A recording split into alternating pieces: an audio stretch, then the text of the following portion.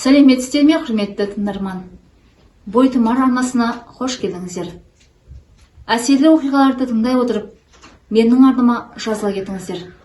Және де лайк басып, комментарий жаза кетіңіздер.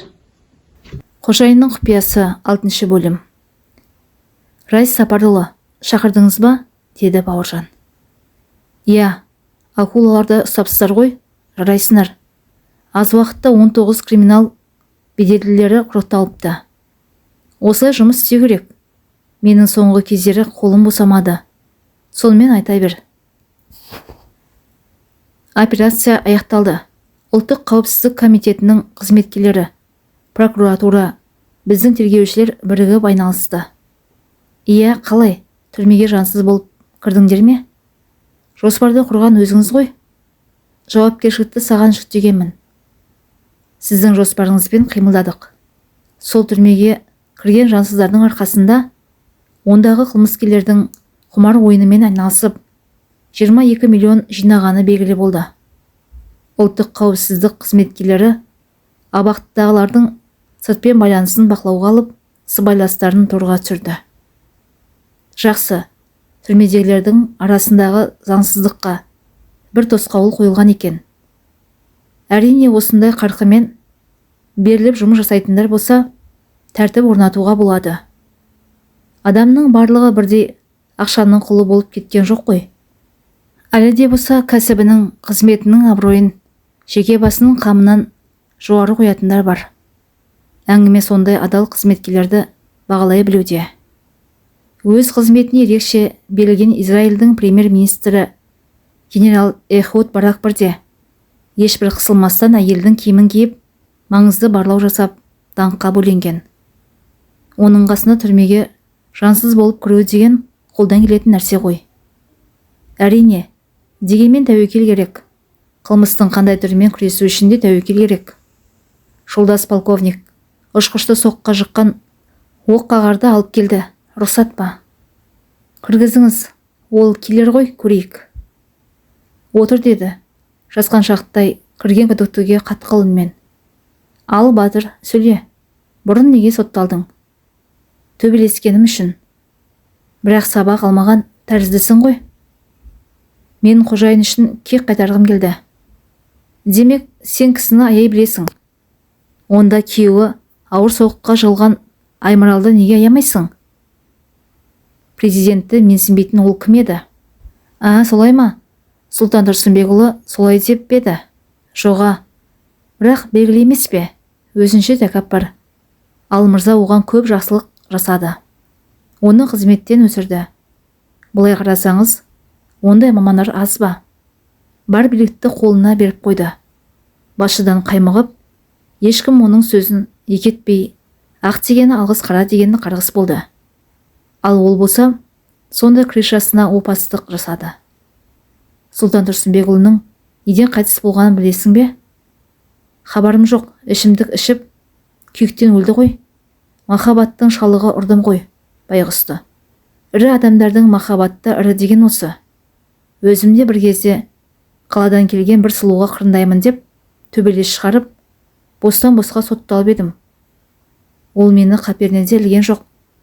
Мен түрмеде телміргенде күйге шығып шалқып жүр. Әйелдердің бәрі солай.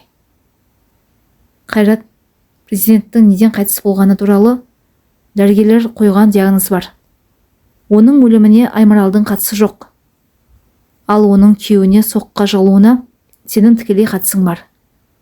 Саған қожайының қанша төледі? Немесе қанша төлеймін деді? Онан да соны айт. Басқасының бәрі белгілі. Қайрат басын көтермей міңгірледі. Тергеуші мырза, мен оңбай қателестім. Сыртынан бақылағанымда еңгезердей жігіт екен. Жұдырығымның әлі келмес деп, құрылыс алақанынан білтемір тауып алғанмын. Сонымен соқтым. Ол бірден құлап түсті. Бірақ тастап кетсе алмадым. Есімнен танып қалғанын көргенімде сасқанынан жедел жәрдем шақырттым. Ауруханаға өзім апардым. Тіпті Аймаралға хабарладым. Айтыңызшы, маған көп бере ме? Сен кісінің өміріне қастандық жасадың. Сенің әрекетіңнен ол мүгедек болып қалды. ісің сотқа жолданады. Жазаның қандай болмағын солар шешеді. Жәбірленушіге көмек көрсеткенің ескерілетін болады. Енді қорғаушыңмен сөйлескенің жөн. Алдындағы тетікті басып қалғанда ішке 2 айдауыл кірді. Алып кетіңіз деп бұйрық берді. Іс қағаздарын парақта отырған тергеушісіне қарап, басқа тыныштық па деді. Әзірге тыныш. Ойын-сауық орталығына жарылғыш қойылды деп жалған ақпарат жіберген бұзақыларды таптық. Оларға айыппұл салынды. Осындай бұзақылықтары қайталанатын болса, темір тордың ар жағынан шығатыны ескертілді. Солай бауырым, бәрі ұсақ түйектен басталады. Қырағы болу керек.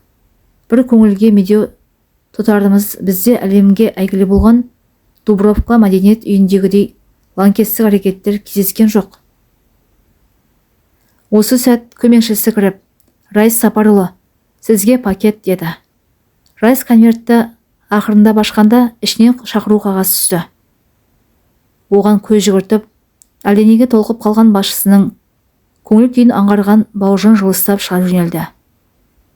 Оңаша қалған соң бір тілім қағазы бірнеше рет оқыды.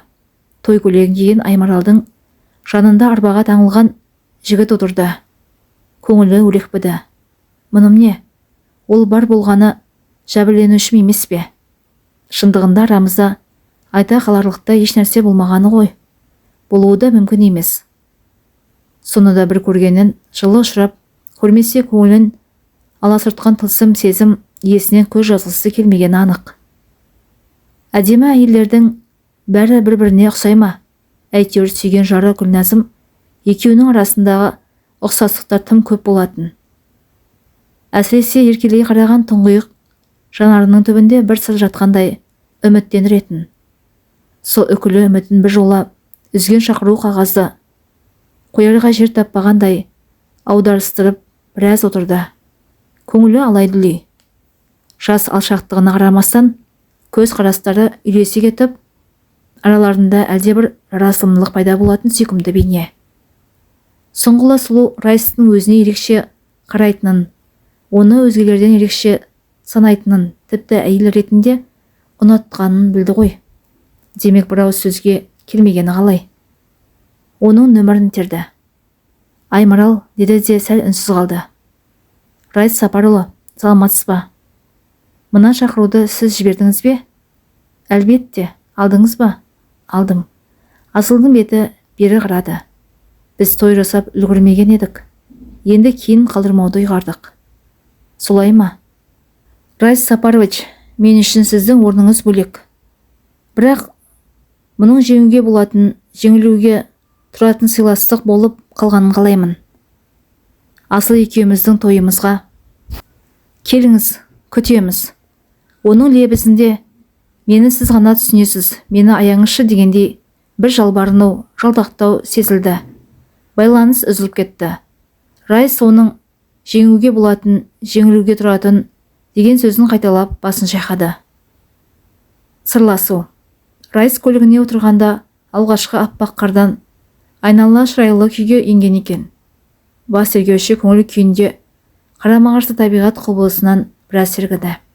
Сонда да болса, үйіне қайтқысы келмей, біреумен кездесіп, ішкі қалтарысын ақтарып, жеңілдегісі келген соң, Мырзекеңді шақырсам қайтеді деп ойлады да, оның нөмірін терді. Алло, тыңдап тұрмын, Реке, сіз бе? Деді әр жақтан. Мырзеке, қолыңыз бос па? Қар күреп жатырмын, қолым бос. Өзіңіз қар күреп жатырмын дейсіз. Онда қолыңыз бос болмады ғой. Ой, қар деген ермек қой, не шаруа?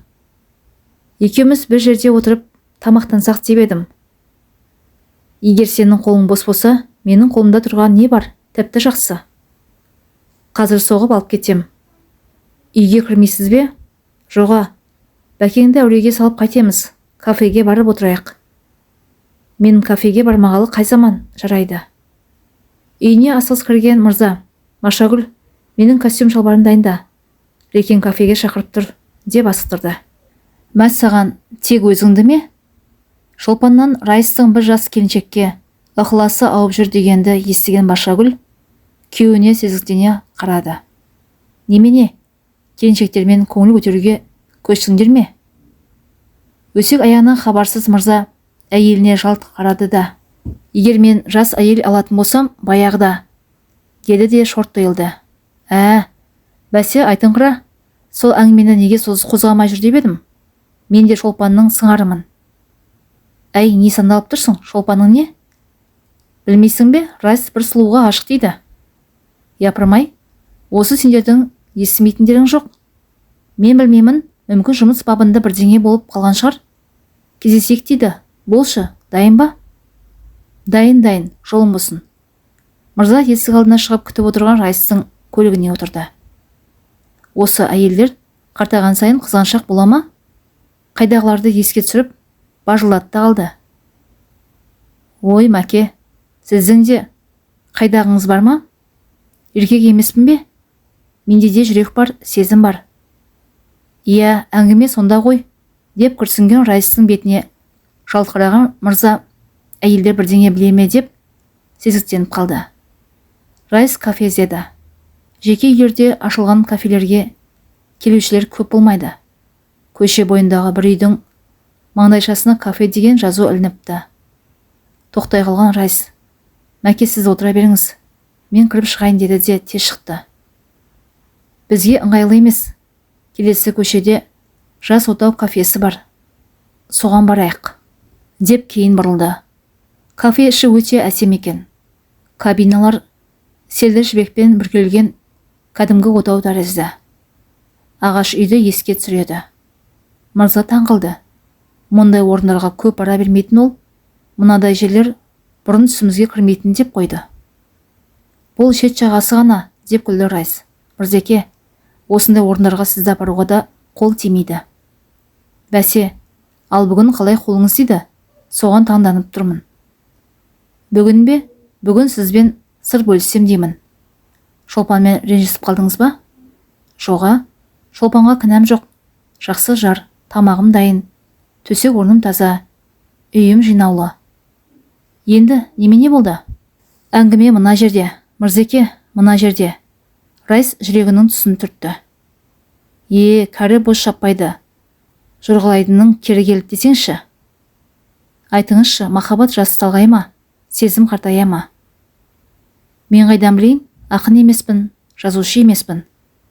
Өзіңізде ақыл тоқтатқан жанға не айтуға болады? Мырзеке, олай демеңіз. Сіз өте сезімтал жансыз. Сіздің де біреуге ғашық болған кезіңіз болған шығар. Ой, Реке, қайтесіз, өткен кеткенді қозғап. Кеудеде көмбе боп жатыр ғой. Әсіресе баламды ойласам. Бала? Балаңыз бар ма? Мәссаған, оны біз неге білмейміз? Өзім де кейін білдім. Сонымен, менікі сіздікіне қарағанда тіптен де түк емес болып шықты ғой. Реке, мені осы араға шақырған өзіңіз. Және жай шақырған жоқсыз. Оны ішім сезеді. Ішіңізге сыймай бара жатқан соң, шеріңізді тарқатқыңыз келді. Әуелі сізді тыңдайын. Сосын мен өз жайымды айтып беремін. Даяшы екеуінің алдына жеңіл-желпі тағамдармен қоса бір аққұман шай әкеліп қойды. Құйып кетуге ыңғайланғанда мырза: рахмет, өзім құямын деп, аққұманды өзіне тартты да Райсқа қарады. Аққұба жүзі көгілдір сәулемен нұрланып, қалың қабағы түйіліп, қырлы мұрнының үсті тершіген жігіт ағасы өзі мазалаған сырды айтсам ба айтпасам ба деп толғанып отырған тәрізді. Сәлден соң жымиып: Мырзеке, мен қартайғанда ғашық болып қалдым, деді. Оны түсіндім. Әрине Шолпанға емес. Оны да түсіндім. Мырза 2 кесеге шай құйды. Бұдан біраз уақыт бұрын кабинетіме күйеуін бір содырлар соққа жыққан жас келіншек келді. Газет оқып отыр едім. Ол есіктен имене кіріп алдыма отырды.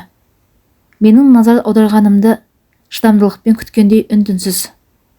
Біріккен жанарымен кездескенде, оның сырға толы қап-қара тұңғиық көздерін ұзын кірпігі қалқалап, аппақ мінсіз жүзі қызғылтым нұрға бөленіп төмен қарады.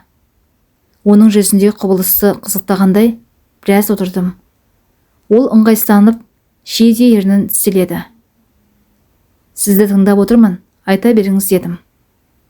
Сөйлеген сөзі де сондай әуезді, тартымды екен. Нәркес көздерін төңкеріп, еркелей, еркінси сөйледі. Шіркін, сұлулық, оның құдіреті сұмдық қой. Оның кескін келбеті шебер суретшінің қолынан шыққан мүсіндей, тал бойында тарыдай міні жоқ екен. Оны сөйлетіп қойып, көзім тойғанша қарап отыра бергім келді. Пай-пай, мақтауын жеткіздің-ау. Ой, Мырзеке, шыным, бірі жалған болмасын. Ондай көрікті әйелді өзім де сирек көрдім десем, өтірік болмас. Ең бастысы бәрі табиғи, бәрі жарасымды. Ондай ажарына ақыл сай аруды қолыңа шырақ алып іздесең таба алмассың. Есімі де әдемі Ай Марал. Саймасай екен, сонымен не болды? Не болсын, күйеуін соққыға жыққан келерді тауып берем деп уәде еттім. Өзім бір ғажайып күйге ендім. Жатсам тұрсам, оның әрбір қимылы, тұңғиық сырға толы жанары ойымнан кетпейді. Оны көрсем де көрмесем де, өзімне өзім қияли болып жүремін. Сенесіз бе? Осы жасқа деген келгенде шынымен ғашықтық азабын тарттым. Одан көз жазып қалсам, көкірегімде оянған көрікті сезім сөніп, айналама бәз баяғы сұрғылт тірлік орнайтындай, күн сайын жаным мұрнымның ұшында жүреді. Ол келген сайын ұзағырақ ұстауға тырысам. Ол бар тыныс тіршілігімнің тірегіне айналғандай. Тек соған алаңдаумен, өзімді өзім алдарқатумен өмір сүретін халге жеттім. Қызметке тек қана соның қамын ойлаумен баратын болдым. Күні бойы бір дүркін телефон шалмаса, өзімді қоярға жер таппаймын. Ол звондаса болды, қанат байлап ұшып кетуге даярмын. Сөйтіп, несін айтасыз? Өз еркімді өзім билей алмайтындай халге жеттім. Бұл ғашықтық дегенің қай уақытта, қай жерде жүрегімді іліп түсетіні белгісіз беймарал сезім екен ғой. Өлмегенмен өлімшімін, Мырзеке. Неше бір шайырларды, неше бір ғұламаларды далдол еткен бұл құдіретті сезім жел айдаған қаңбақтай менің басыма қона қалады деп кім ойлаған? Шолпанда менің көңіл күйімді сезетіндей, кейінгі кезде екеуміздің арамыз суына бастады. Әй, бәсе, біздің үйдегі бірдеңелерді айтады. Арасында еркек дегенді қойсайшы деп шыж-пыж жетеді. Екеуінің сыры бір, шағынған шар. Сонымен не болды? Не болсын? Бүгін одан тойға шақыру қағазын алдым. Сонда қалай? Ол сізді сүймегені ме? Олай деп ойламаймын. Ол бәрін сезеді, бәрін біледі. Бірақ арамыздағы өткелден өте алмады.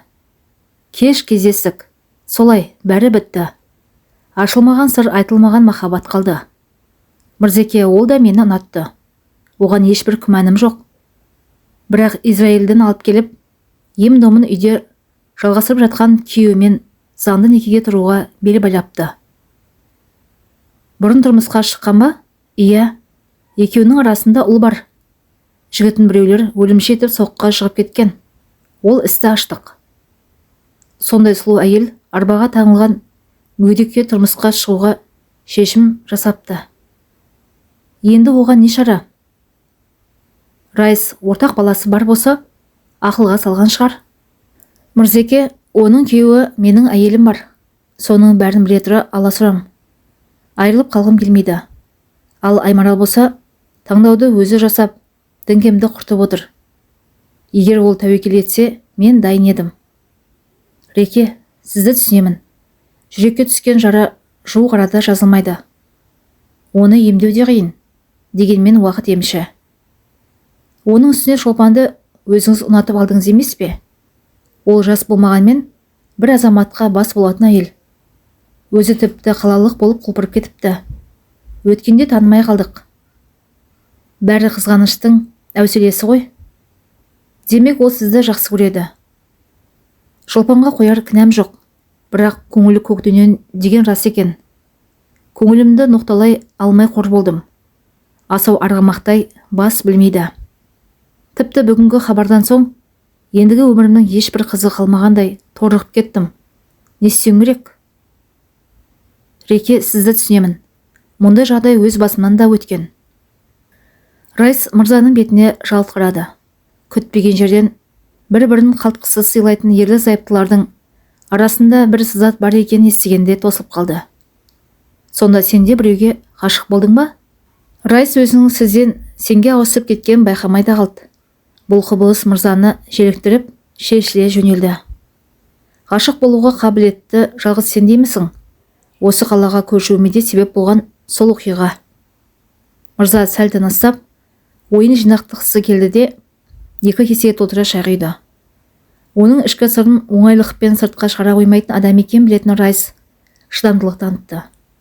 Кесесін алып, шай қасықпен шекерін араластырып, бір кезде құлағым сенде дегендей асықпай кесесін ерніне апарды.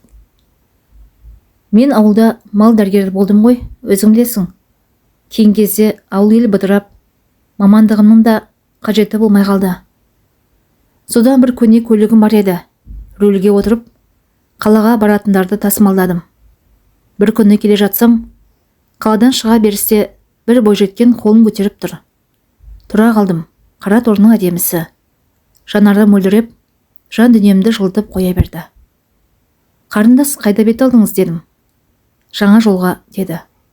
Сонда тұрасыз ба? Жоқ, сол жаққа медбике етіп жұмысқа жіберді деді. Ол ауыл біздің ауылға тиіп тұр. Арасы 2-3 шақырым. Онда жаңа дәуірдің де тұрғындарын қарайтын болдыңыз ғой. Солай шығар, 2-3 ауыл деген. Ол күлімсіреді. Мен онда 40-тамын. Кәдімгі қылшылдаған шағым. Аз айтып, көп айтып не керек? Мен сол қызға ғашық боп қалдым. Жатсам тұрсам, соның бейнесі көз алдымнан кетпейді. Ертеңгісін рөлге отырсам болды, медпунктке қарай еркімнен тыс күш тартады да тұрады. Күні бойы бұрынғы кеңшардың кеңсесіне орналасқан соның аузын бағып, анадайдан аңдеймін. Бір күні шыдамадым, кіріп бардым.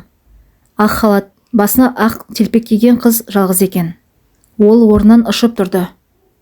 Мен де әл дәрмен қалмаған, қасына жетіп барып білегінен ұстай алдым. Жанар жаным, мен сенсіз өмір сүре алмаймын. Бұл сөздерді тілім күрмеліп әрең айттым. Қыз шошына қолын тартып алды. Ағай, ауырып тұрсыз ба? Сізге не болған? Деп абыржи қалды. Мен негізі тіс қаққамын ғой. Бұл сөзі саған қарағанда деген емермен айтты. Сізді көргелі аурумын. Өлтірсең де осы жерден кетпеймін. Күндіз-түні сені ғана ойлаймын. Аңдаусыз тұрған қыздың нәп-нәзік еріне қадалып сүйіп алдым. Бір қызарып, бір бозарып тұрған қыз. Біреу көріп қойса ұятты. Есікті қапсырып келейінші деді. Оның есіктің кілтін бір бұрап жапқан көріп тіпті еркінсіп алдым. Қызды бауырыма басып ұзақ сүйдім.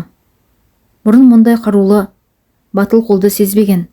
Бәсіп тұрған бойжеткен лапылдаған жалыныма шыдамай құшағыма ене берді. Сол күннен бастап менің жүрегім лүпілдеп, жаным түлеп, көліктің рөліне отырсам, неше түрлі ғашықтық әндерді айтып, сайрайтын болдым. Осы арамыздағы ыстық сезім, лапылдаған жалын жалғаса берер ме еді. Бір күні ол көңілсіз қарсы алды. Екі бетінің ұшы қызарып, алаулап, төмен қарай береді. Мырза, ағай деді. Біз тіпті алысқа кетіп қалған тәріздіміз. Мен енді қайтемін. Аяғым ауырлап қалды, деп өксіп қоя берді.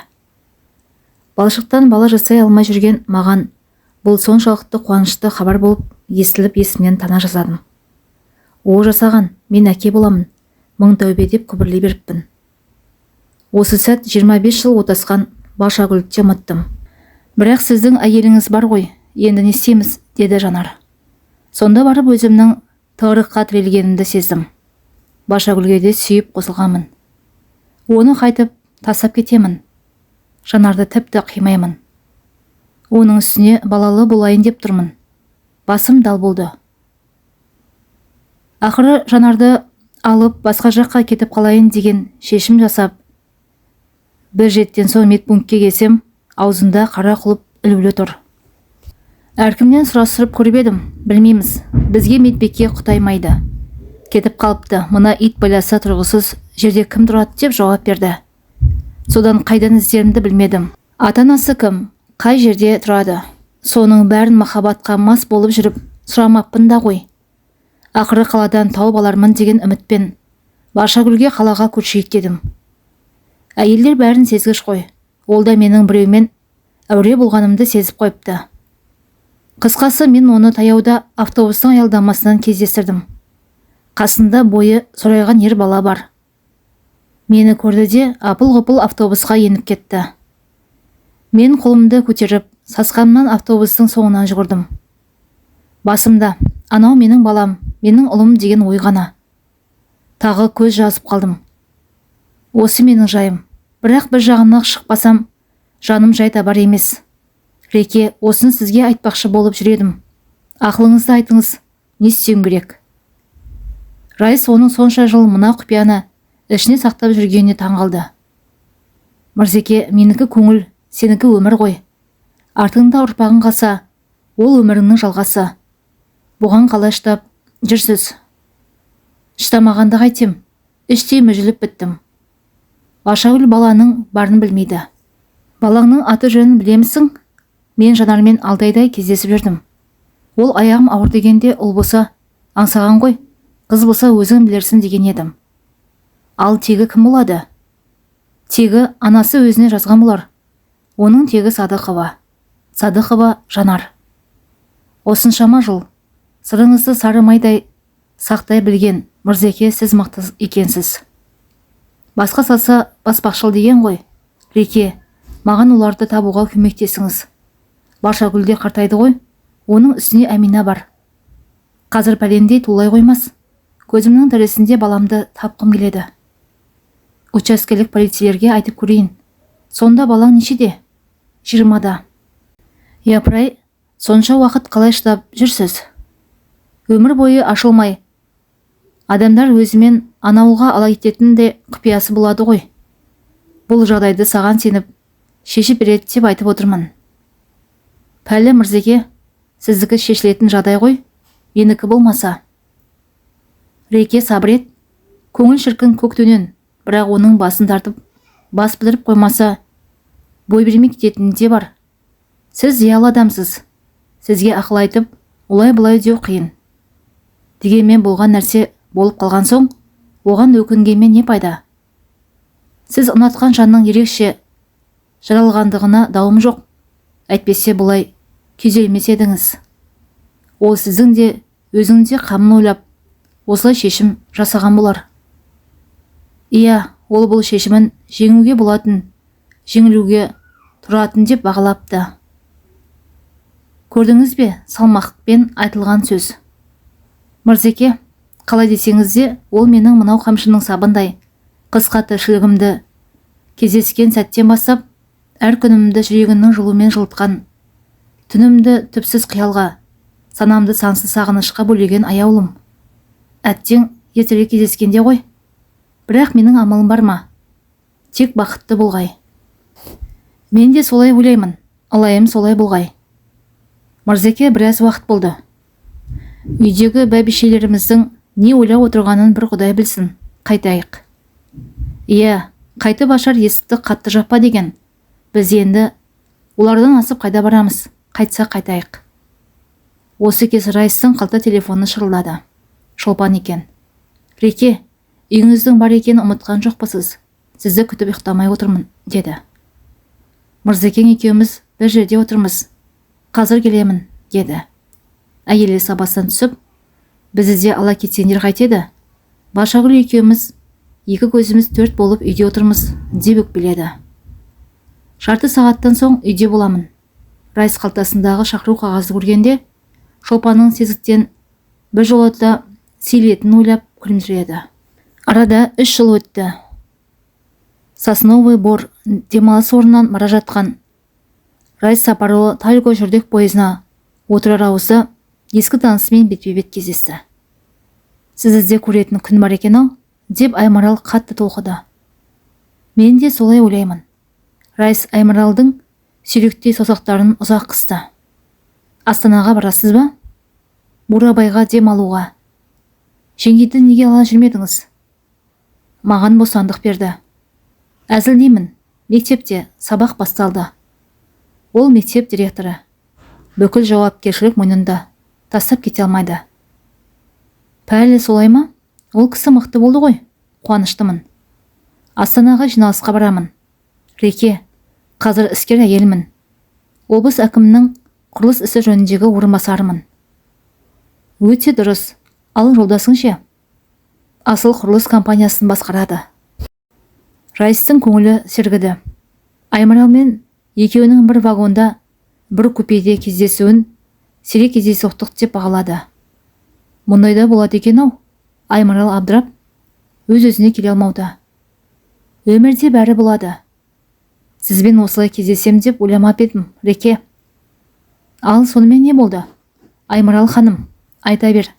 Жолдасың сауықты ма? Сәбең нешеу? Деді Райс жайласып отырған соң. Сізбен хабарласа алмай кеткеніме кінәлімін. Сіз өзіңіз соны қаладыңыз ғой? Иә, сізді де өзімді де қинағым келмеді. Амал қанша? Біз сізге бағындық. Ал Асылдың халі не болды? Израильден келген соң беті бері қарады. Ұзақ уақыт емделді. Арбадан құтылдық, бірақ таяқтан құтыла алмадық. Дегенмен үміт үзбейміз. Ол менің сүйенішім. Өзіңіз көрген талғаттан кейін Қайрат атты ұлды болдық. Ал Насыр Заринаға үйленді. Ол немере сіңлім ғой. Өте еңбекқор, тәрбиелі жан. Екеуі бақытты. Насырға да өкпем жоқ. Бірақ Асыл менің ешкімге айырбастамас арысым. Кейде мен оған ем-домды бірден өзім жасатпай, көзімнен таса етіп қиянат жасадым ба деп қиналамын. Ол жаралы арыстан еді. Кемді күнгі сынаққа төте бере алмай, осалды жасадым. Білмеймін. Бұған мен бе кінәлі, әлде қатал уақыт па кінәлі? Жас баламен жалғыз қалған соң, өзімнен басқа сенерім де, сүйенерім де болмады. Және емдетуге қыруар қаржы керек болды. Кейін екеуміз түсіністік. Райс басын изеді. Ал компанияның жұмысы қалай? Жақсы. Президенттің аманатын орындадық. Офисін сол ауданның тұрғындарына бала бақшаға бердік. Кешенді құрылысын аяқтап, қонақ үйін, мейрамханасын ұлттық ою-өрнекпен безендіріп, Сұлтан деп атадық. Сұлтан Тұрсынбекұлы осы компанияның іргетасын қалағандықтан аты жөнін мәрмерге ойдырып, ескерткіш тақта орнаттық. Дұрыс жасаған екенсіз. Өзіңіз қызметтесіз бе? Қызметтемін. Жеңгең үйде тұрғанда, мен де үйде отырар едім. Ол кісі қызметке араласқан соң, мені бұрынғыдай қызғануды қойды. Кейде қызметінің қызығымен мені ұмытып кетеді. Осы жолы қоярда қоймай, курортқа жіберді. Әйеліңіздің сізді қатты ұнататынын байқағанмын. Әлбетте, менің еркелігімді көтеретін де сондықтан. Сіз билігіңіз бен біліктілігіңіз жарасқан ерекше жансыз. Аймарал орнынан тұрып, купеден шығып кетті. Арадағы уақыт оның еркін қалпына байсалдылық қосқанын Райс көңілімен танды. Оның тұңғиық жанарының түбінде айтылмай қалған бір назы сыр барын да аңғарды. Өзі де оған деген сезімінің суымаған сезіп, бей-жай күйде. Ұялы телефоны шырылдады. Мырза екен. Ау Реке, біз тойлағалы жатқанда қашқандай болып кетіп қалғаныңыз не? Айтпадым ба, аңсаған үйленгелі жатыр. Мырзеке, кешіріңіз. Жолдамам күйіп бара жатқан соң аман болмады. Шолпан барады. Менсіз тойлай беріңіз. Балалар бақытты болсын. Пойыз байланыс қаппайтын қашықтыққа енді де байланыс үзіліп кетті. Қазір жолсерік шай әкеледі. Аймарал ішке кіріп, беті қолын сүртінді. Райс сәлден соң, Аймарал, бақыттымысың деді. Реке, байлық деген қолдағымыз. Бақыт деген мына бізбенсіз деген бар емес пе? Бақыттымын. Өмір жолымда сіздерде жақсы жандар кездескендіктен бақытты болмауға құқым жоқ. Жалпы мен ғана емес, бүкіл қазақ әйелдері бақытты болуға лайық. Себебі олар төзім мен сезімді бірге алып жүруден алдына жан салмайды. Жұмысшылар жалақысын уақытылы алып тұра ма? Райс екеуінің бір кезде ереуілге барған есіне салды. Аймарал күлімсіреді. Ондай болып тұрады. Ереуілге жеткізбеуге тырысамыз. Асылдың ұжымды басқару тәсілі өте мығым. Компания өрлеу үстінде десем, артық айтпаған болар едім. Түнде Райс курорт бекетінен түсіп қалды. Шырт ұйқыдағы Аймаралдың қолаң шашы ақ жастыққа жайылып, аппақ жүзі албырап тәтті ұйқыда екен. Ең болмаса шашынан сипағысы келіп, қолын созған Райс ол ойынан тез айнылды да купенің есігін ақырын жапты. Вагоннан түсіп, түннің салқын ауасымен терең тыныстады. Өзі түскен жүрдек пойыз қою түн қараңғылығына еніп кеткенше, оның бір қалыпты ырғақты үніне құлағын түріп, «Қош бол, керімсалым, қош бол» деп күбірледі. Ұзап бара жатқан дөңгелектердің дүрсілі оның жүрек дөсіліне үн қосып, үзік-үзік дыбыстар шығарып бара жатқандай, полковник жеңіл күрсініп, андайда күтіп тұрған таксиге отырды. Әңгіменің соңы зейін салып тыңдағандарыңыз үшін рахмет.